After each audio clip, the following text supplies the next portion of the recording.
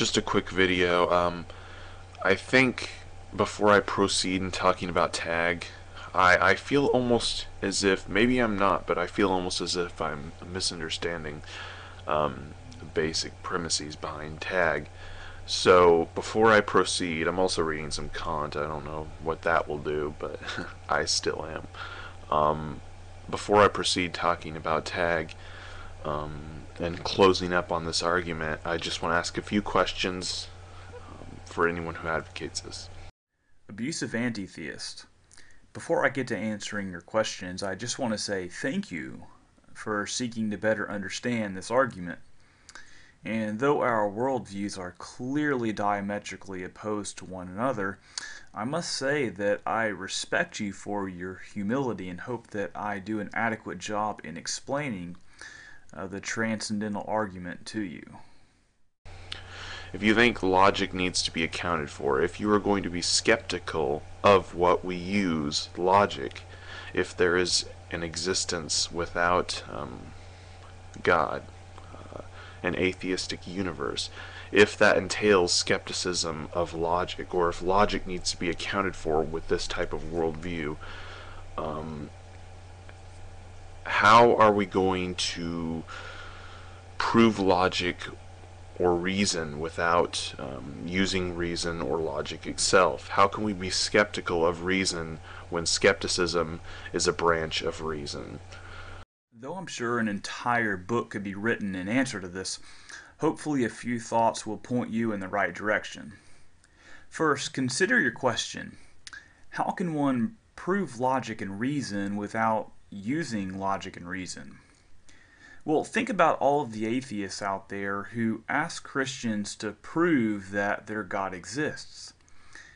As soon as a Christian opens up their Bible, the atheist will then accuse the Christian of circular reasoning, begging the question, or something like that, since he's appealing to God in order to prove God. So the problem for the atheist is demanding something from the Christian that he won't allow for himself. And at this point, the atheist needs to admit that he himself has presuppositions and needs to allow his presuppositions to be challenged, just as he expects the Christian to have his presuppositions challenged. And so when we argue tag, we are doing exactly that, challenging your presuppositions. And make no mistake, when challenging a presuppositionalist, you can expect him to appeal to the Bible just as much as you are going to appeal to logic and reason. So here's where tag comes into play. What the Christian is demanding from you is not necessarily an account of why you use logic, but how you can use logic. And the how is concerned with the preconditions of intelligibility. Or to be more specific, how can it be in a secular worldview that you can trust your reasoning faculties? And even if one were to grant that absolute laws of logic can exist in your worldview, how can you know that you are reasoning in accordance with them? So it would seem that in the secular worldview, one simply assumes all of these things without providing any justification whatsoever. But this assumption doesn't take into account all of the defeaters which actually cast doubt in the reliability of your reasoning faculties. And think about it this way. What is it in a universe of nothing more than a complex array of atoms clashing against one another that should give rise to living things that should be able to trust in their reasoning faculties? And is it not possible that the process of evolution could have selected for irrationality instead of rationality? And if it did select for irrationality, then how would you know? So the point of tag is to show the complete epistemological failure of the atheist in providing a basis in which they can live in an intelligible universe. Also, if we were to say that some type of uniformity of nature needs to be accounted for, how can this be accounted for by God? How can you appeal to something uniform to account for uniformity? This just seems to be question begging.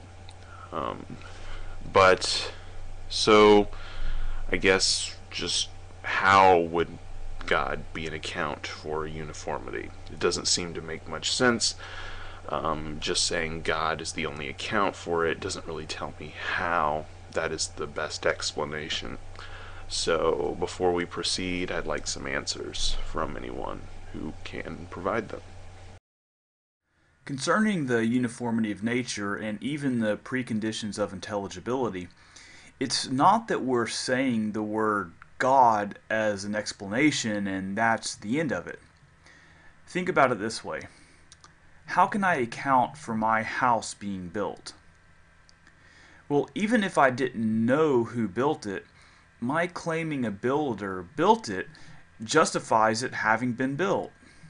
And as to the mechanics, even though I don't know anything about construction, I can appeal to the fact that workers were needed to build the house. And though this is a pretty crude example since we're talking about God in comparison, I just want to show that by appealing to God, it's more than just appealing to linguistics or something like that. When I say that God can account for the uniformity of nature, I'm talking about a God who upholds all things in a consistent and reliable manner. And how do I know this? Well, I have a very complex answer for you. He told me so. But I'm sure that you and many atheists will question this. However, is it not possible that if God exists, that He can reveal some things to us such that we can know them for certain?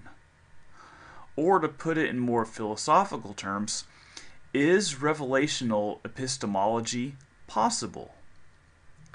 And if God told me so is not a valid answer, then the burden of proof is on you to show me why revelational epistemology is not possible.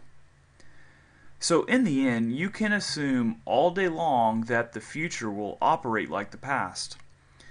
But this will remain to be exactly that, an assumption without a foundation.